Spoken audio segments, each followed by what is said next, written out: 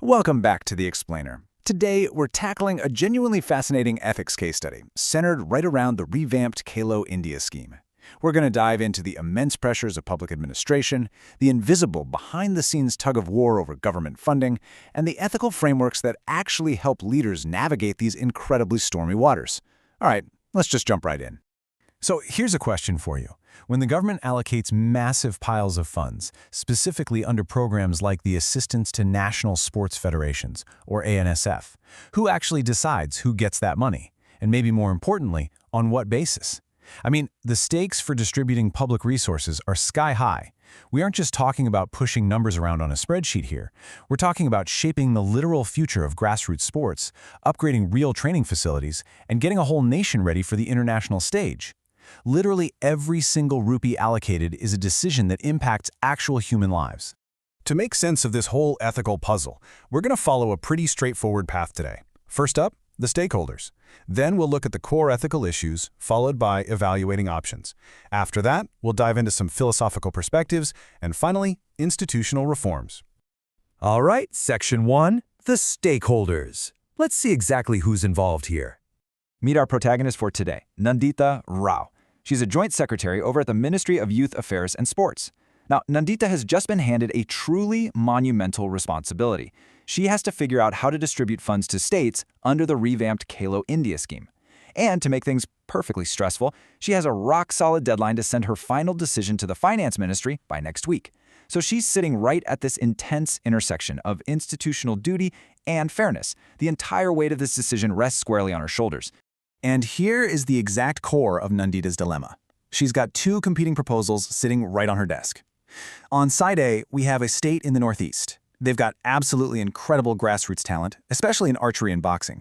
In fact, several impoverished tribal kids from this state have already brought home national medals. But, and it's a massive but, their infrastructure is basically non-existent.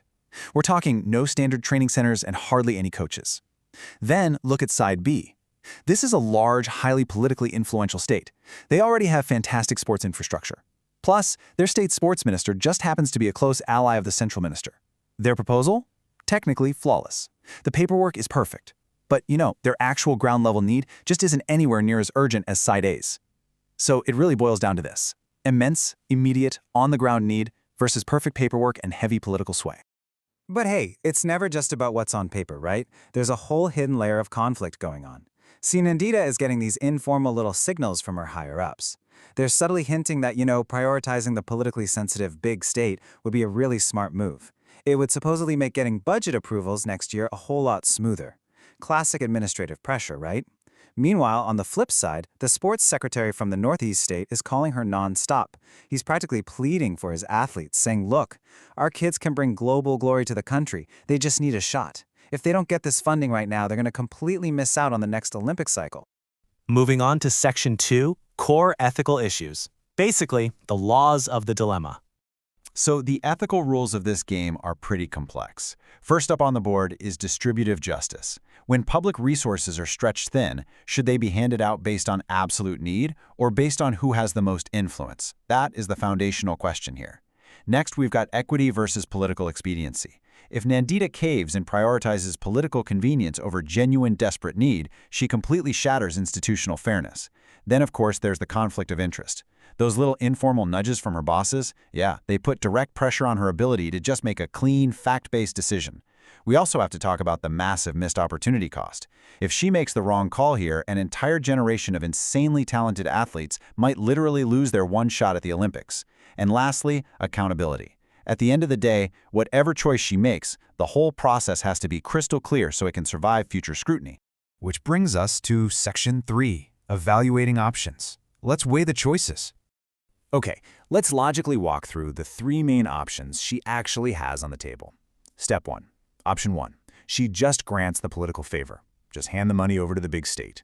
Sure, it makes her own career a lot easier in the short term, but it totally trashes the principle of distributive justice and leaves the most deserving athletes out in the cold. So yeah, that's definitely a bad path. Step 2. Option 2. She ignores the political pressure entirely and just funnels all the money to the Northeast state out of pure moral rebellion. I mean, it feels right, doesn't it?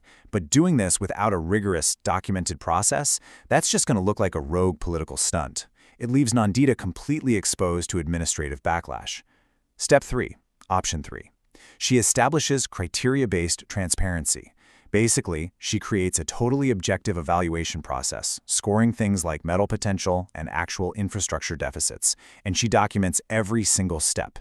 Even if the final result is super uncomfortable for her bosses, it's anchored in undeniable facts. This is, without a doubt, the most solid, robust path forward. Now for Section 4, Philosophical Perspectives. Let's look at the guiding lights. You know, it's actually fascinating how perfectly the philosopher John Rawls speaks to this exact scenario. Rawls came up with this idea called the difference principle. He argued that social and economic inequalities can really only be justified if they work out to the absolute maximum benefit of the least advantaged members of society.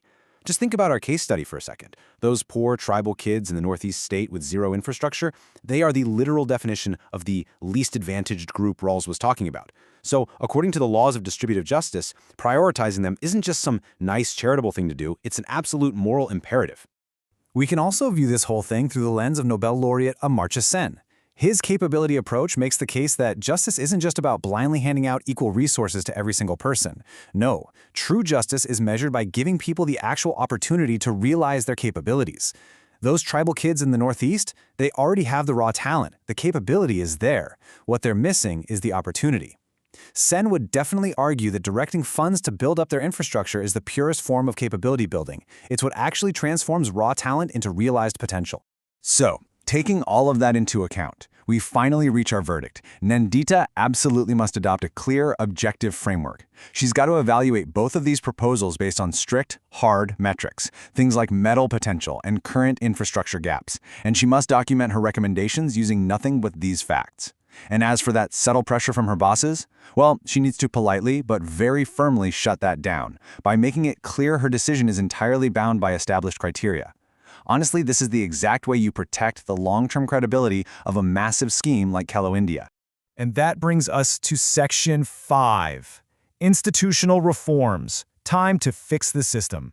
Because to fix this kind of thing long-term, we really need to look at systemic reforms, drawing some inspiration straight from the Second Administrative Reforms Commission. First up, we need public criteria. The metrics we use for funding, whether that's talent density or socioeconomic backwardness, they have to be predetermined and published openly for everyone to see. Second, an independent committee.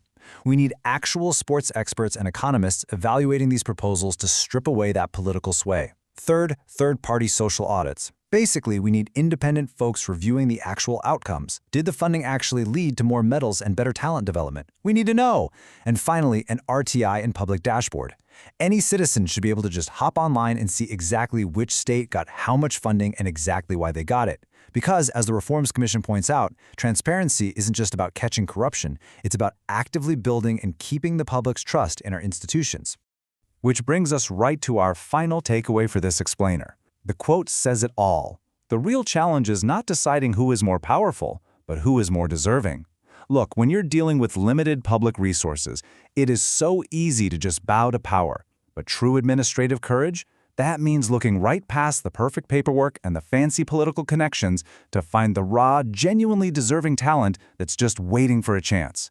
So I'll leave you with this question. In your own sphere of influence, are you just rewarding the powerful, or are you actually creating opportunities for the truly deserving? Think on that, and I'll catch you in the next explainer.